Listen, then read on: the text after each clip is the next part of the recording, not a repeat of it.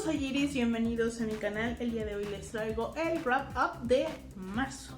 Hasta el momento llevo 2 libros concluidos y tengo el presentimiento de que este mes va a ser más tranquilo y con menos lecturas que el anterior porque, bueno, estoy leyendo un libro muy grande y eso está ocupando mi tiempo. Además que tengo muchísimo trabajo. Mi primera lectura concluida fue La memoria donde ardía de Socorro Venegas, un libro de cuentos muy pequeños editado por Páginas de Espuma que leí en Script y que forma parte de mi dinámica república de autoras. Estos cuentos giran en torno a la pérdida, al duelo, a la viudez, a la nostalgia y también a la maternidad, pero al lado no tan amoroso y sí más difícil de la maternidad, como es la no elegida o las madres que están en el proceso del embarazo y se dan cuenta de que en realidad pues no están felices ni deseosas de convertirse en madres y sienten vergüenza y culpa y no pueden hablarlo abiertamente, o incluso las madres que no pueden conectar con sus hijos. Ese lado difícil y no tan difundido de la maternidad está muy bien llevado en este libro. Creo que el cuento que más me impactó no es necesariamente el mejor, pero sí me dejó en shock por ese final, porque es medio cruel. ¿Por qué hiciste eso, Socorro Venegas? En serio, fue muy cruel. Es uno que creo que les gustaría a los que disfrutan con libros tipo El niño del pijama de rayas o cosas así.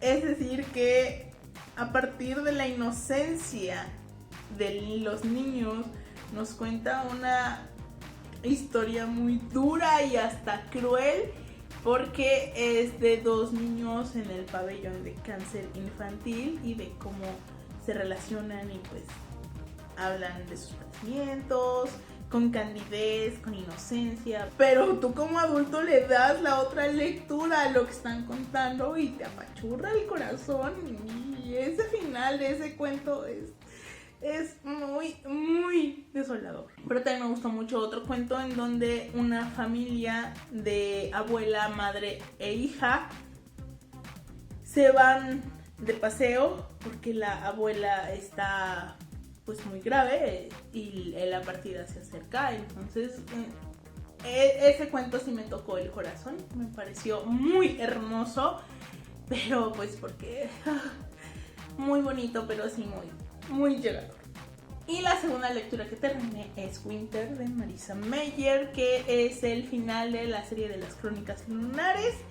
No puedo decir mucho porque es el final y aquí es un resumen general, pero hay una reseña en el canal y estoy segura de que en esta ocasión recordaré haberlo enlazado. Y si no, pues por favor búsquenla. Pero ahí les explico qué es lo que me gustó de este libro, porque en serio lo devoré a mi ritmo, porque son 850 páginas, no tenía mucho tiempo, no podía andarlo cargando, entonces a un ritmo mucho más lento, pero lo devoré porque qué gran ritmo tiene y pasan tantas cosas y es un gran cierre. Junto con Scarlett son mis 2 favoritos de la serie.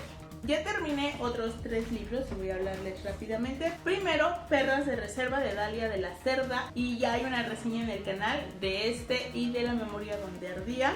Es un libro de cuentos buenísimos, porque creo que la autora tiene la capacidad de crear unos personajes redondos que se sienten reales, humanos, con defectos, con virtudes, con unos defectos muy peligrosos, digámosle, pero reales que te los puedes imaginar perfectamente.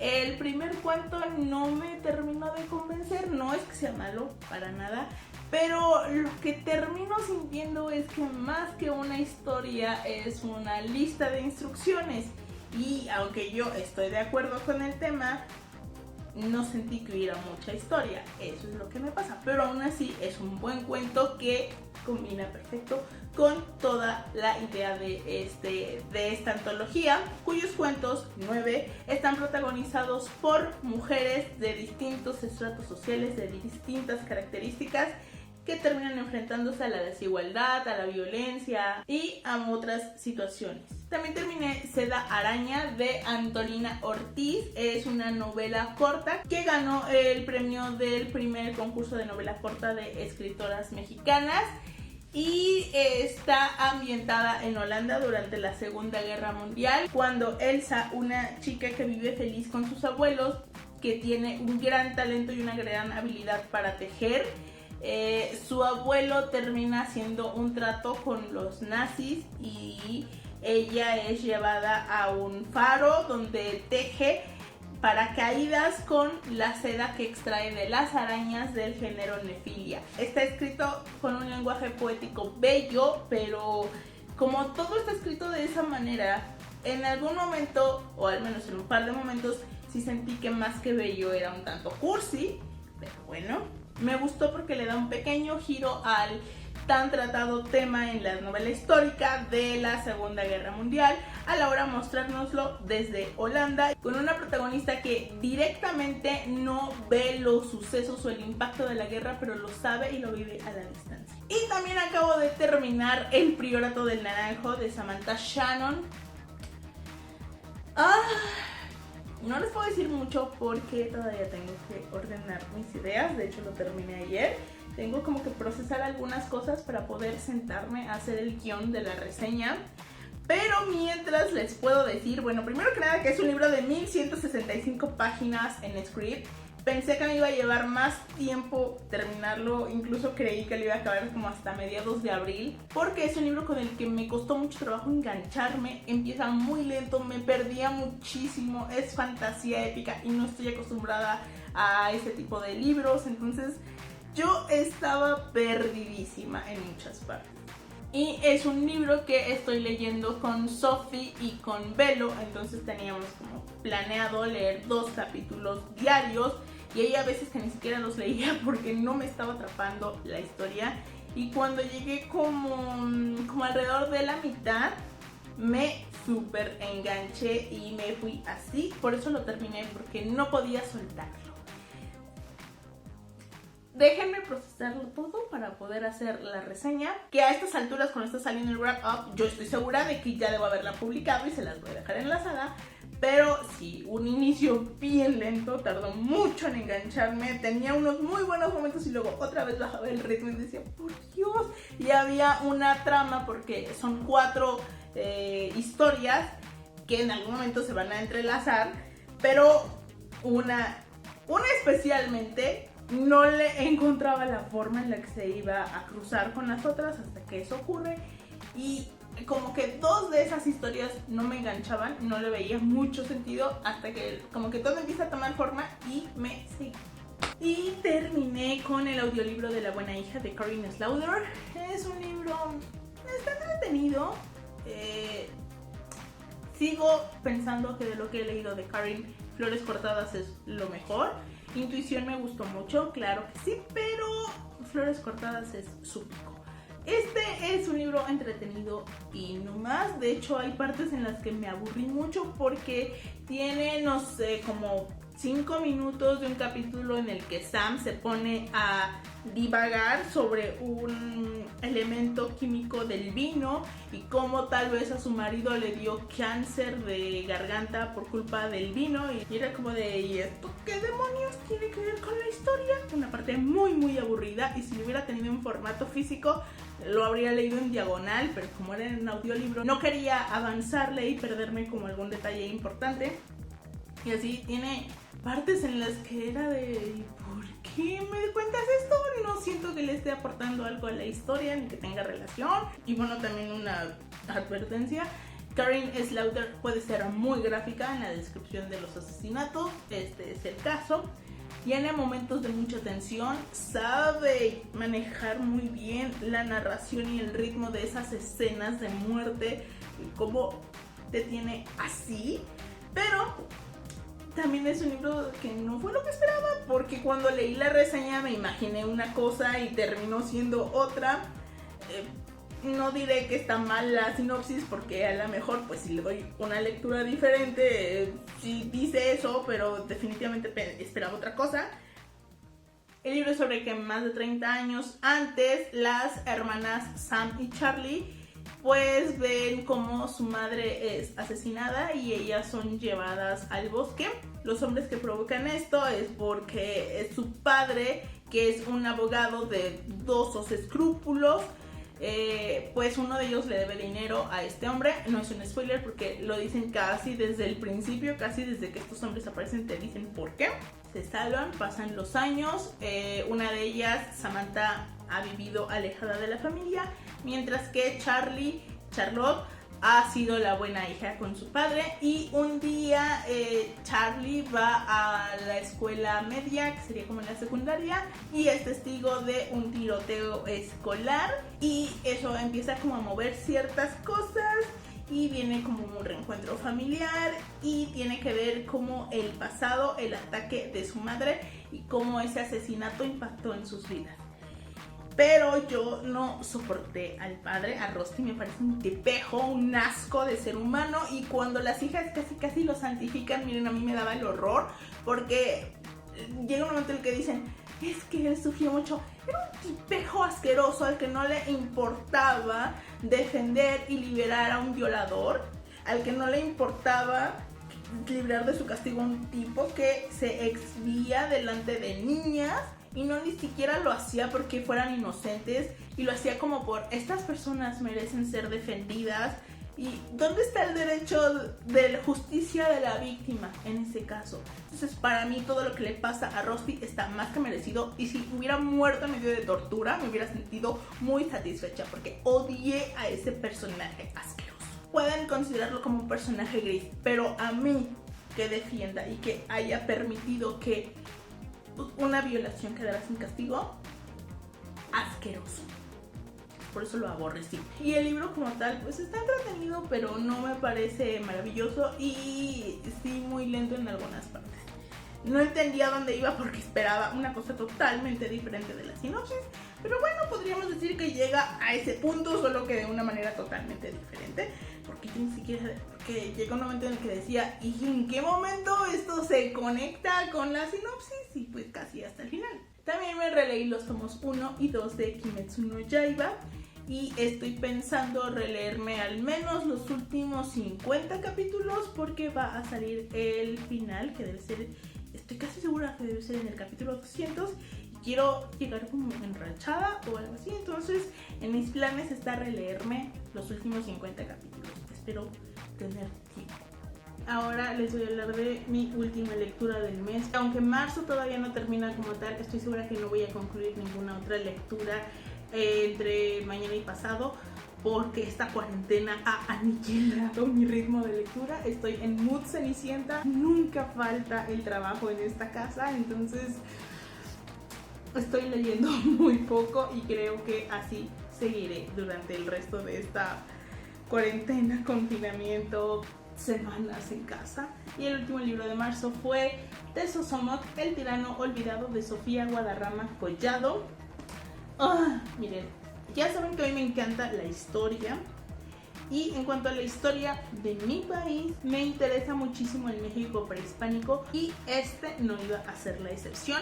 Nezahualcóyotl es uno de los grandes personajes históricos de mi país, y bueno, hay luces y hay sombras, hay mucho debate de cuál es la historia real, qué tanto es mito, qué tanto fue engrandecido por su descendiente, Fernando de Alba Iztlizochitl. Su mito ha sido muy cuestionado, sobre todo en los últimos años, pero a mí me encanta esa historia. Y este libro está relacionado con eso. Nezahualcóyotl, para quienes no lo sepan, es el conocido rey poeta, uno de los tlatoanis más representativos de mi país, que incluso todavía está en uno de los billetes, ¿cierto?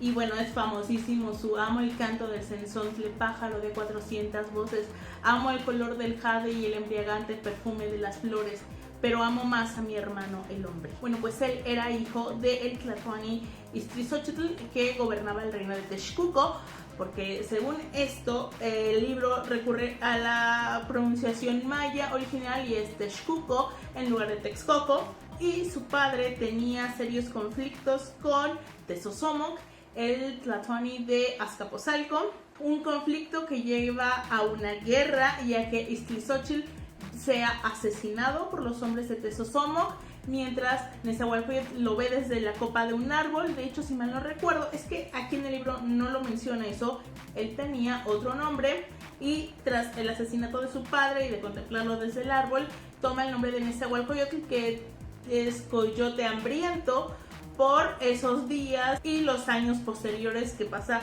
pues del Tingo al Tango, huyendo de los hombres de Tezosomoc, buscando conseguir aliados y fortalecerse para recuperar su imperio. Es una novela que se cuenta en dos tiempos. Uno de ellos es el presente, que transcurre en 1582, y vemos cómo la cultura azteca se ha ido perdiendo porque la gente es obligada a no hablar su lengua, a convertirse a la religión católica, a no hablarle a sus hijos de sus antepasados, porque estos hijos pues son niños inocentes y entonces son obligados a ir al catecismo y los frailes los interrogan y estos niños pueden delatar sin darse cuenta a sus padres y los padres ser quemados vivos por herejía. Por tanto, la civilización azteca está agonizando porque esa última generación está perdiéndose.